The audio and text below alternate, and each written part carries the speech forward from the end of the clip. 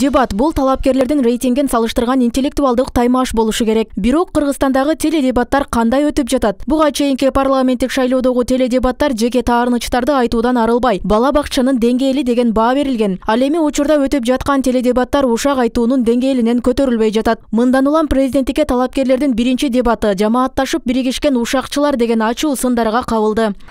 Бизде дебат деселе чыгып алып мурдагыларды, же оппоненттерди шыбап, алардын жаман жактарын таап чыгып, ансыз деле эл билет кимисинин кандай экенин, кимиси кандай жол менен келатканын.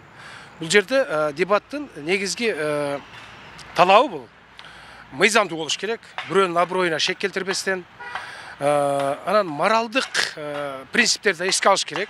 Талапкерлер теледебат аркылуу өзүнүн программасын жарыялап, анын айланасында талкуулар жүрүшү каралган. Кийинки өткөн дебатта жаңы президенттикке аттангандар программасын кеңири ачыктай алышпадыбы же элдин көңүлүн бурчу платформалар жокпу? Айтор коомчулуктун бүйүрүн кызыткан, талкуу жараткан жок.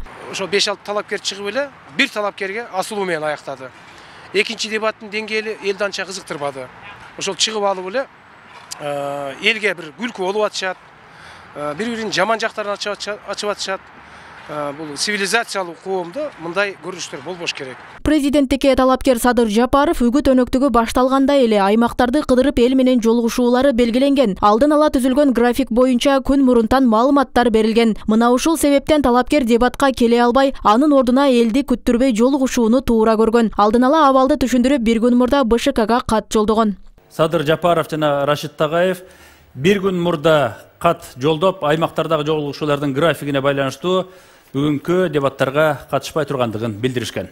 Садыр дебатка келсе, анда КТРКны менчиктеп алды деп айтышса керек эле, бул келеси болор. Аймактарда шайлоо өнөктүгү менен жүргөнүнө байланыштуу бара албасын бир күн мурда кат жолдоп турго. Жийиркеничтүү адамдардын арасына барбай эле койгону оң. Садыр эмес, эл жийиркенип баштады. Үмүтү өрүл-бөрүл кандидаттар телеге чыгып алып, Садыр гана дейт го. Садыр эл менен түз жолугуп, программасы менен тааныштырып чыкты. Эл менен дебатты өткөрүп койгон, кандидаттар менен жолугушуунун кереги деле жок. Басымдуу карапайым тургундар дагы талапкерлердин программасы тууралуу жолугушуу учурунда маалымат алып жатышыптыр. Бул жагынан ушак айын кайым айтышуулар менен коштолгон дебаттар жумурай журтту анчейин кызыктырбай калган. Тескерисинче, алар жолугушуу учурунда бир топ көйгөйлөрдү айтып алууга жетишип, элдин үнү жолугушууда угулуп жатат дешет.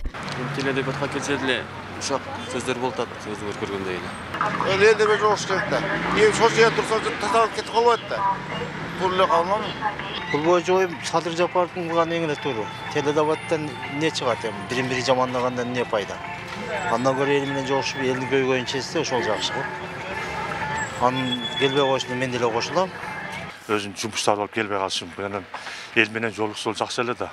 Белгилей кетсек, президенттикке талапкерлердин дебаттарынын биринчи туру соңуна чыгууда, ал эми экинчи туру 6, 7, 8 январь күндөрү болот. Бүгүнкү дебаттын катышуучулары Бабыржан Төлбаев, Курсан Асанов, Равшан Жээнбеков, Жеңишбек Байгутиев, Улукбек Кочкоров жана Абдил Сегизбаевдер болмокчу.